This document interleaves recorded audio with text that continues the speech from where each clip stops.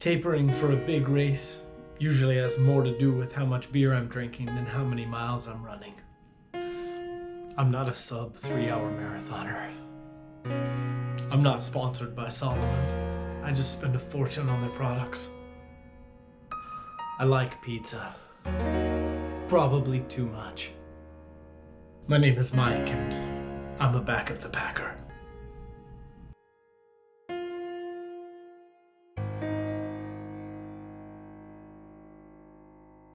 Welcome back. Questions have continued to pour in from interested viewers asking for tips from Back of the Pack to cover some of the more difficult aspects of completing an ultra trail marathon. This week, I received a very interesting question from a viewer named Chris Mucho. Chris writes, I've had some decent success as a professional trail runner over the last couple of years, placing in the top 3 at multiple big trail races, and in the top 20 at Western States. Sounds like a pretty good runner. But I can't help but feel like I might do even better if I could nail the taper. What advice do you have on tapering for a big race? Wow, well that's a really good question, Chris. We'll just call you Mucho. In fact, that's such a good question, I think we'll call this week's episode The Mucho Show. This is the Chris Mucho Show. We've all heard a lot of advice over the years regarding tapering, but usually this advice is geared towards athletes completing tiny little races like the marathon distance or shorter. I believe the rigorous challenges of completing a 100-mile race call for a slightly altered view of tapering. So, I've devised a carefully researched, rigorously tested, patent-pending approach I like to call the Ultra Taper. Number 1. Conventional wisdom would recommend that over the 2 to 3 weeks leading up to your key race, you reduce your running volume by 50 to 75%. I'm gonna go ahead and suggest you completely disregard this advice. As you get closer and closer to your big race, you're likely to be feeling more and more anxious about your race, and you can use this nervous energy to train harder than you ever have before. I say, use it or lose it, baby. I want you to treat every day like it's your last chance to qualify for the Olympics. Every time you run, I want you to run all out. A little slower out of his blocks than the rest.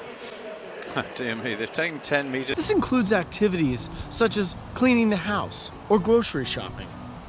Number 2, you hear a lot of advice about getting to the start line healthy. And all this stress about avoiding getting sick, well, it can be pretty detrimental to your race success. You get to a point where you're doing ridiculous things to avoid someone coughing on you. God forbid someone sneeze within a quarter mile of you. I say, go the other way. About 2 to 3 weeks before my big race, I like to go to a local urgent care or emergency department and give out free hugs and high fives to any of the sick people waiting to be seen. If I can get sick now, I'm virtually assured of being healthy come race day. Number 3, drink lots of water.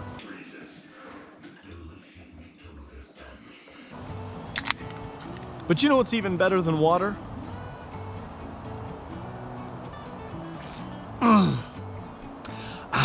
Beer. And I'm pretty sure it's made with water. It just tastes better and makes me feel great. Number 4, get plenty of sleep.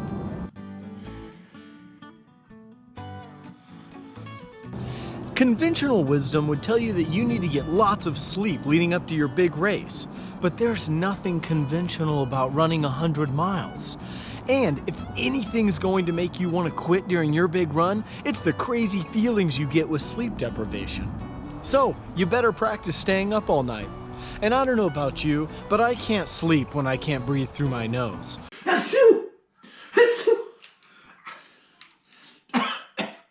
So this is a real win-win, if you know what I mean. Finally, to fully prepare your mind and body for the rigors ahead, in the final days leading up to your big race, you need to complete challenges that are even more physically and mentally demanding than the race you signed up for. Like 12 hours on a Stairmaster learning medical Spanish, or taking the SATs while being beaten with wooden spoons. So, follow these simple steps to a great taper, and I'm sure you're on your way to your best race yet, Chris Mucho. Good luck to all you other runners out there, too. This is the Chris Mucho Show.